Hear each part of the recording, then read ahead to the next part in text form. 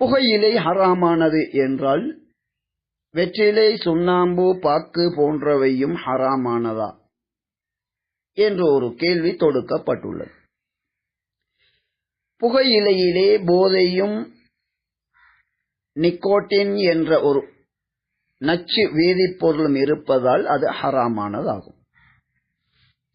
அதே நேரம் பூமி விளைவிக்கின்ற உடலுக்கு அவசியமான வெற்றிலை, பாக்கு, சுண்ணாம்பு போன்றவை, இவற்றை அல்லாஹ் மனிதனுக்கு நலவு தரக்கூடியதாகவும் அவனது உடலுக்கு தேவையானவையாகவும் தந்திருக்கின்றான். எனவே இவை ஒருபோதும் ஹராமானது கிடையாது. அதே நேரம் இங்கே நாம் புரிந்து கொள்ள வேண்டிய ஒரு அடிப்படை நபி அவர்கள் ஒரு ஹதீஸின் மூலம் தெளிவுபடுத்தி இருக்கின்றார்கள். சஹீஹ் புகாரிலே 6427வது இலக்கத்திலும் இந்த ஹதீஸை பார்க்கலாம். இந்த அடிப்படை விடயத்தை நாம் ஒவ்வொருவரும் தெளிவாக மனதிலே பதித்துக் கொள்ள வேண்டும். மிக பெரும்பாலும் இந்த பூமி விளைவிக்கின்றவை அல்லாஹ் தந்த அருட்கொடைகள் ஆகும். அதனை உரிய விதத்தில் நாம் பயன்படுத்துவது, பிரயோஜனம் பெறுவதென்பது எந்த குற்றமும் கிடையாது. ஆனால் நல்லவற்றை கெட்டதாக மாற்றுகின்ற ஒரு குணம் அதிகமான மனிதர்களிடம் இருக்கின்றது. மதுபானம் ஹராமானது என்பதை நாம் அறிவோம். ஆனால் மதுபானம் ஹலாலான பொருட்களை கொண்டுதான் அது தயாரிக்கப்படுகின்றது. அது ஈத்தம்பழமாக இருக்கலாம், முந்திரி பழமாக இருக்கலாம். இதுபோன்று நல்லவற்றை கெட வைத்து போதையை அதிலே ஏற்படுத்தி போதைப் பொருளாக மனிதர்கள் மாற்றிவிடுகின்றார்கள். இதேபோன்று ஆகுமாக்கப்பட்ட வெற்றிலை, சுண்ணாம்பு, பாக்கு போன்றவை உடலுக்கு தேவையான அளவு அதனை நாம் உட்கொள்வோம் என்றால் வெறுமனே சப்பி துப்புவதல்ல.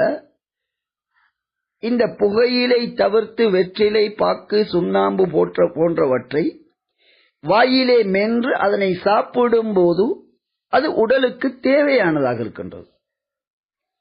வெறுமனே வாயில் அதனை சப்பிவிட்டு கண்ட இடமெல்லாம் துப்புவது, ஆகுமாக்கப்பட்ட வெற்றிலை, பாக்கு, சுண்ணாம்பு போன்றவற்றை அவற்றிலே கூடாத பொருட்களை இணைத்து கெட்ட நிலையிலே அவற்றை பயன்படுத்துவது இது ஆகுமானதல்ல.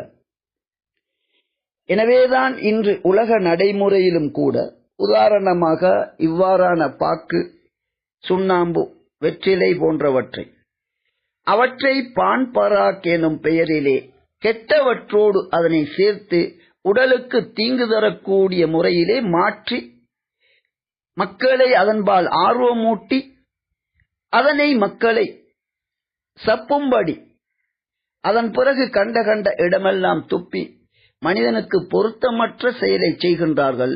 இது ஒருபோதும் அனுமதிக்கக்கூடியதல்ல. எனவே தெளிவாக நாம் புரிந்து கொள்ள வேண்டும். இயற்கையாக இந்த வெற்றிலை, சுண்ணாம்பு, பாக்கு போன்றவை மனித உடலுக்கு தேவையானவை. அவற்றை நாம் ஏனைய நல்லவற்றை சாப்பிடுவது போன்று அதனை சாப்பிட வேண்டும் என்று துப்புவதல்ல.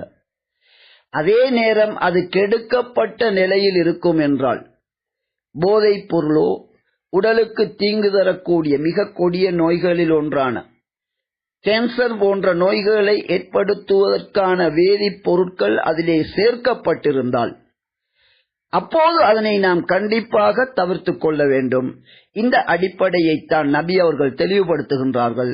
பூமியிலே விளைவிக்கின்ற நலவுகள் கெடுதிகளையும் ஏற்படுத்துமா என நபியிடம் கேட்டபோது அந்த பொருட்கள் இயற்கையாகவே கெடுதியை ஏற்படுத்துவதில்லை, அதனை பயன்படுத்துகின்றவர்கள்தான் கெட்டதாக மாற்றிக்கொள்ளுகின்றார்கள்.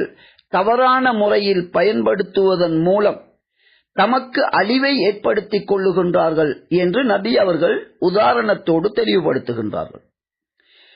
புட்பூண்டுகளை மேய்கின்ற ஆடு மாடுகள் வயிற்றிற்கு தேவையான அளவு நிறைந்ததும் ஓரிடத்திலே அமர்ந்து அவற்றை அரைத்து செமிபாடடைய செய்து அவசியம் இல்லாததை வெளியேற்றிவிட்டு மீண்டும் அவற்றிலிருந்து பிரயோஜனம் பெறுகின்றதென்றால் அதனால் எந்த கெடுதியும் கிடையாது.